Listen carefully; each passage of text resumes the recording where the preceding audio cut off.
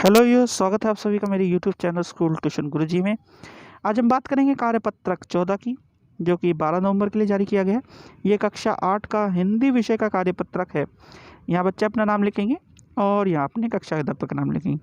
आज हम एक नया पाठ शुरू कर रहे हैं जो कि नाम है जिसका कबीर की सखियाँ, जिसमें आपको कबीर के कुछ दोहे सुनने को, जानने को और समझने को मिलेंगे। ये कबीर जी द्वारा ही लिखे गए हैं और इससे आपको कई चीज़ों को जानने को, समझने को मिलेंगे। ज़रा पहले इनका थोड़ा सा जीवन परिचय देख लेते हैं।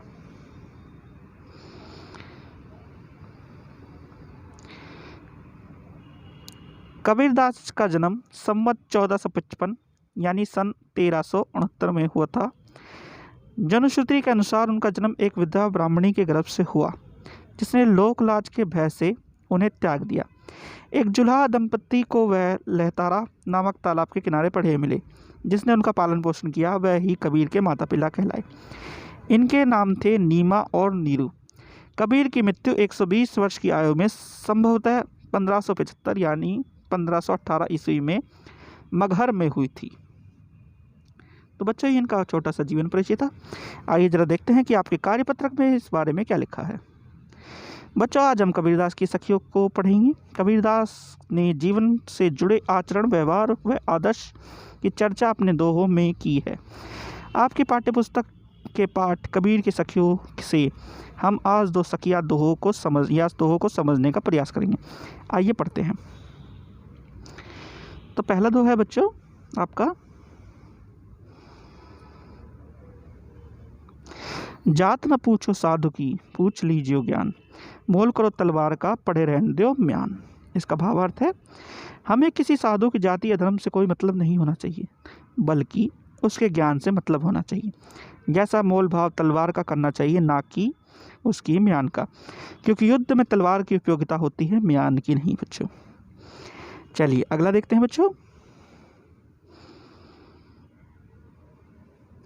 अगला है, आवत गारी एक है, उल्टत हुई अनेक, कह कबीर नहीं उलटिए, वही एका एक, एक की एक।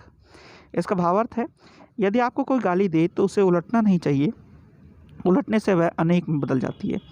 यदि किसी की गाली आप स्वीकार नहीं करेंगे तो वह स्वयं ही गाली देने वाले के पास रह जाएगी। कोई आपसे बुरी बात कहता है तो उसे चुपचाप सुन लेने में ही भलाई है। बहस को बढ़ाने से मन का क्लेश बढ़ता है बच्चों। तो बच्चों, ये दोहे थे आपके, जो बहुत ही रोचक जानकारी आपको दे रहे थे। भावार्थ में आपको इसे जानने का मौका मिला। आइए जरा आपके प्रश्नोत्तर देख लेते हैं। तो पहला प्रश्न है बच्चों आपका, तलवार का महत्व होता है, म्यान का नहीं। उक्त उदाहरण से कबीर क्या कहना चाहते हैं?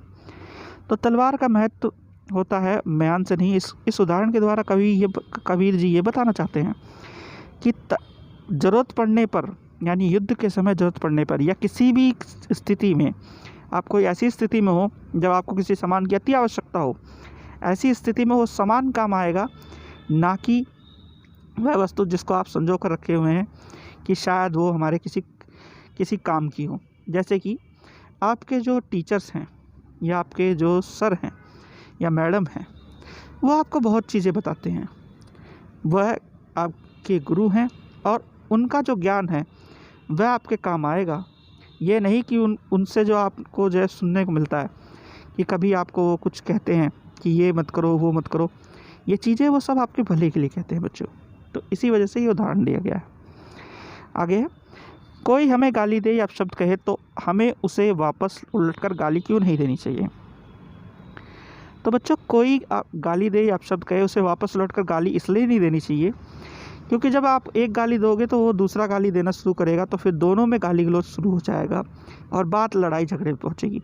लेकिन आप उसे एक बार अनसुना कर दोगे तो फिर वो आपको गाली देता देता खुद ही थक जाएगा और खुद ही चुप हो जाएगा, वो कुछ कहेगा ही नहीं। इसी वजह से बच्चों। तीसरा प्रश्न है, कबीर के दोहों को सखी क्यों कहा जाता है? पता कीजिए और लिखिए। तो बच्चों, ये वैसे आप पता कीजिएगा, लेकिन सखी इसलिए कहा जाता है बच्चों से क्योंकि यह आपके दैनिक जीवन में आचरण, विचार और एक तरह से आपके पूरे जीवनचर्या के विषय में लिखे गए हैं। और जीवन को एक समझने के लिए सखी आपके दोस्त की तरह हैं, इसी वजह से इन्हें सखी कहा जाता है बच्चों। प्रश्न नंबर 4 है गतिविधि। पाठ से अलग कबीर के अन्य 5 दोहे ढूंढकर लिखिए। इस गतिविधि में आप अपने माता पिता व अपने शिक्षकों की सहायता ले सकते हैं। तो बच्चों अभी आप क्या कर सकते हैं, पाठ में जो दोहे दिए हैं उन्हें लिखिए और धीरे धीरे कोशिश कीजिए कि कबीर वाणी नाम का एक ऑडियो विजुअल आपको मिलेगा यूट्यूब पे, उसे सर्च करिएगा और आपको उसमें कबीर के दोहे ढूंढने से मिल जाएंगे बच्चों। तो बच्चों ये होगी आपकी वर्कशीट कंप्लीट और वीडियो भी। आशा करता हूँ आपको वीडियो अच्छी लगी होगी। अगर वीडियो अच्छी लगी हो तो चैनल को सब्सक्राइब करें, वीडियो को लाइक करें, शेयर करें। Thank you.